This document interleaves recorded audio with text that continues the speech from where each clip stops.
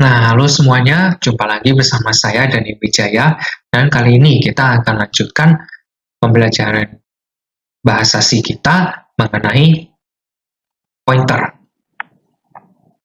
Nah, jadi mengenai pointer ini, sederhananya itu artinya adalah menyimpan variabel dalam memori, dan ini ada keterkaitannya dengan deklarasi-deklarasi yang kita lakukan selama ini beserta array juga secara singkat ya. Nah, jadi untuk memulai, bagaimana array disimpan dalam memori? Nah, sebelum kita jawab pertanyaan itu, kita akan memulai konsep pointer itu seperti apa dan memorinya ya. Nah, jadi array mempunyai tempat awal mula yang disebut base address dalam bahasa Inggris ya, alamat base. Dan ada tempat untuk memulai, lalu dijalankan secara terus-menerus melalui memori sebanyak yang diperlukan. Nah, dan array mempunyai hubungan erat dengan tipe data lainnya bernama pointer. Nah, di sini pointer mulai ada nih ya. Nah, jadi keterkaitan pointer dengan apa yang kita latihan program sama ini itu seperti apa? Nah, contohnya ini int a, deklarasi variabel a dengan tipe integer. Ini berarti membuat variabel a dalam memori yang mempunyai 4 byte.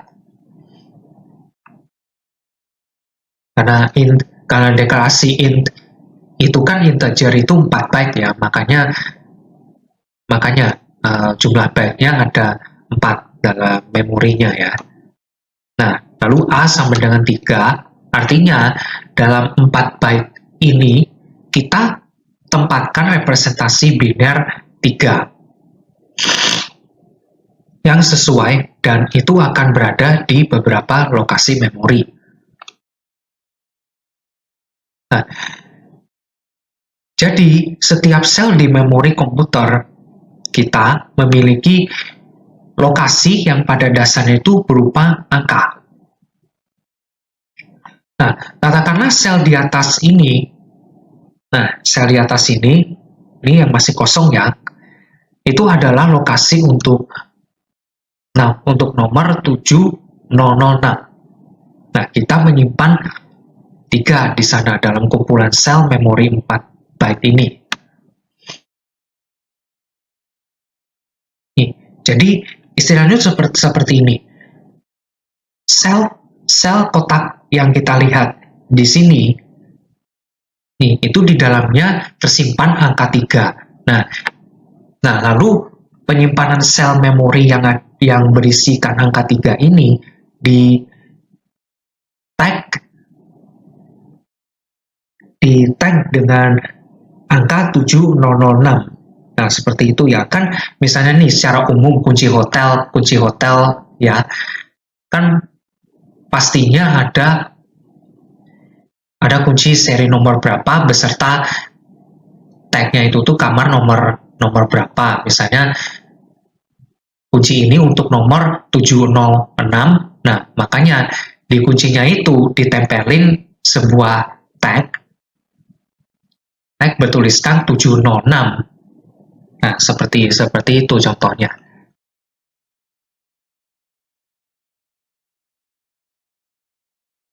Nah, lanjut lagi, begitulah cara kita menggunakannya dalam kode. Tetapi kita berpikir itu tuh punya lokasi dan memori. Dan di dalam lokasi itu ada beberapa nilai tersimpan yang ditafsirkan sebagai bilangan integer.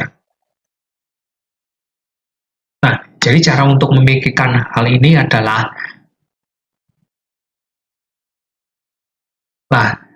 secara umum satu hal lagi ya. Bayangkan hal-hal ini tuh seperti sekumpulan komputer berukuran besar yang berjumlah ratusan miliar yang bisa menjadi ratusan miliar kotak surat. Dan di dalam kotak surat itu ada jenis nilai tertentu, bilangan bulat panjang, ganda, dan karakter. Nah, jadi itulah yang akan kita simpan. Kita punya kotak surat. Contoh lagi ya, kita punya kotak surat. Nah, mempunyai alamat, nomor, nah kemudian di dalamnya ada sesuatu yang direpresentasikan sebagai kumpulan digit biner dan diinterpretasikan sebagai tipe data tertentu. Nah, sekarang keterkaitannya ini dengan array, pointer dengan array, itu seperti ini. Saat kita bicarakan array, katakanlah seperti ini. Kita deklarasikan sebuah array int data berisikan 4 elemen, ya 2, 4, 6, 8. Nah, kita mulai kembali kaitkan ini dengan pointer. Jika compiler menugaskan di kotak 7006, maka contohnya seperti ini, ada 7006. Nah, lalu lanjut lagi, ada penugasan kotak baru 7010. Kotak baru lagi yang ketiga 7014. Nah, kotak baru lagi yang keempat 7018. Nah, jadi kita anggap array ini punya 4 sel individual. Nah, ini ya, 4 sel individual ini. Ini penugasannya mulai di kotak 7006. Jadi secara terurut 2 ada di 7006, 4 ada di 7010, 6 ada di 7014, dan 8 ada di 7018.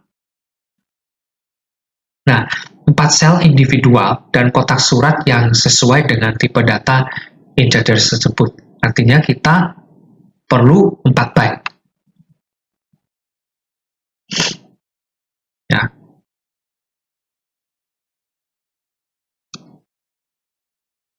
Nah, jadi sintaksnya pointer itu seperti ini. Int tanda bintang P sama dengan ampersand A, itu ya. Int, keterangannya itu int, itu kan tipe deklarasinya variabel yang biasa ya. Nah, lalu tanda ampersand ini itu alamatnya si A. Nah, dan A itu tentunya harus integer, karena deklarasinya kan integer tuh ya. Nah, ini adalah inisialisasi, dan di sini kita katakan inisialisasi penunjuk ini ke tempat A disimpan. Alamat di memori tempat A disimpan ya maksudnya. Nah, jadi yang harus kita ketahui adalah ampersand A itu kan mendapatkan alamat untuk variabel dan alamat itu disimpan dalam P. Jadi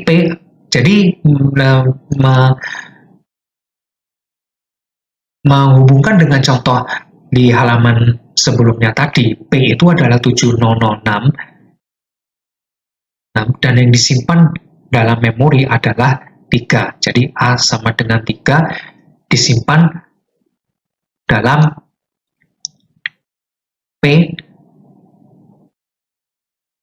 P yang 7006 itu.